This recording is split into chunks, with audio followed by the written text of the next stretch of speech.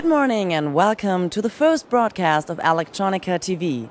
eTV is the official web television for Electronica 2008, the world's leading trade show for electronics components, systems and applications. We'll be broadcasting twice daily throughout all 4 days of the fair. The headlines for this bulletin are energy efficiency, a major goal for the electronics industry and a primary theme at Electronica 2008. Driving innovation, electronic components for automotive applications, and we're going to start with Bertrand Piccard, pioneer and pilot of the Solar Impulse project, officially opens Electronica 2008. The 23rd edition of the world's leading electronics trade fair was officially opened last night by Bertrand Piccard. Combining technology and adventure, Piccard is the pioneer and pilot of the Solar Impulse project. His goal is to fly around the world without fuel and without pollution, demonstrating the formidable potential of solar energy. eTV spoke to Bertrand Piccard about his ambitious adventure and the role of technology. Dear Mr. Piccard, you have said that without innovative electronics and materials technology developments, your project is not achievable. Solar Impulse is a tool that has to show what we can achieve with electronics and with new technologies and with renewable energies. Put the bar so high that we can fly perpetually with no fuel. And we like to inspire the industry, but of course also inspire the public. It means that if we have more people who will save energy and produce energy with renewable sources, thanks to our flight, because people will have identified to this adventure, then it will be a great success for Solar Impulse. Well, the link between the technology of our project and the technology that we need in our world is quite tight. Of course, there are some specifications to us. For example, we need the plane to be extremely light. And it has to be built with new materials, carbon fiber, for example, nanotechnology, and new fabrication techniques. This is important, but this also has to be implemented in other airplanes, in cars, in boats, in motorcycle. The weight is critical. We are moving a mass that is too big. That's why we consume so much energy. And if we can reduce the weight, it's good for us. It's good also for other mobility means. As a pioneer and innovator yourself, do you have a message or a challenge for the high-tech exhibitors and visitors of Electronica 2008? We really have to understand that if we do more of the same, we cannot have a better future. And this tendency to always have fear of the unknown, to be afraid of changes and unpredictability, keeps us prisoner of old habits and old ways to do and old patterns. And this is really dangerous. The safety is more dangerous than the unknown, because when you allow yourself to face the unknown, you're obliged to stimulate your resources, to stimulate your inventivity, your creativity, and then you will be really efficient in life, because you will be ready with new solutions. And this is what our world now desperately needs.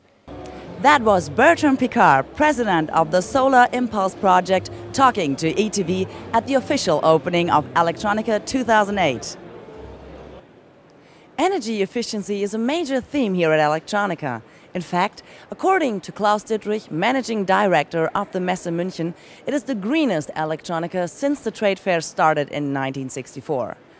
Energy efficiency is also a major driver for the electronics industry, from semiconductors to systems and in applications from implantable devices to smart buildings. Electronics is undergoing a green revolution. The huge explosion in electronics and information technology is recognized as a major contributor to increased energy usage and pollution. Yet electronics technology is also the good guy. At one extreme, the goal is to replace the battery entirely using renewable sources such as solar power and energy harvesting for micro-nano systems. At the other, OEMs are implementing multi-core processors and smart power devices to reduce power consumption in power-hungry systems. A small saving at the chip level can translate to a huge impact, especially in applications such as server farms, which require as much electricity as a small city. A long-term crusader in the green electronics revolution is National Semiconductor. Chairman and CEO Brian Haller yesterday presented his vision of the role that there is a tremendous growth opportunity for electronics in a world affected by an energy crisis. You know, what's driven this industry since the very beginning is what we call Moore's Law. But Moore's law never talked about power efficiency. It only said you can throw an infinite number of gates at any kind of problem because they're free. Well, guess what? Now, the customers of these system products are going to demand more power efficient systems. And so engineers working for virtually any company are going to have to learn how to do power efficient designs. And that's where National comes in. That's what we do. We have over 300 chips in our PowerWise family. Will multi-core processors truly be effective in helping improve energy efficiency and reducing power consumption? I think the whole advent of multi-core processors was because the individual processors ran so hot they were glowing in the dark. So they divided them up into multiple cores to try to reduce the power consumption of any one circuit. But the real solution to power efficiency is forget about processors, throw them out and go to analog front ends and analog processing, because today we're all just dealing with real-world signals, not zeros and ones, and that's what processors are designed to do. That was Brian Haller, Chairman and CEO of National Semiconductor. When the Electronica 2008 trade fair opened its doors in Munich this morning, the Electronica Automotive Conference was already in full swing at the Munich International Congress Center ICM. A full day of technical sessions yesterday examined a diverse range of topics under the banner Electronics Meets Automotive. International experts and decision makers from the automobile industry, automotive component suppliers and system manufacturers gathered to discuss not only new technology and future trends in semiconductors, software, discretes and power devices, but also how to encourage new ways of working and more effective business models. Jürgen Höllisch of Elmos Semiconductor observed that there is a major shift away from ASICs towards application-specific standard processors. Typically integrated with standard microcontrollers and MEMS-based sensors, they are then packed as a rugged microsystem.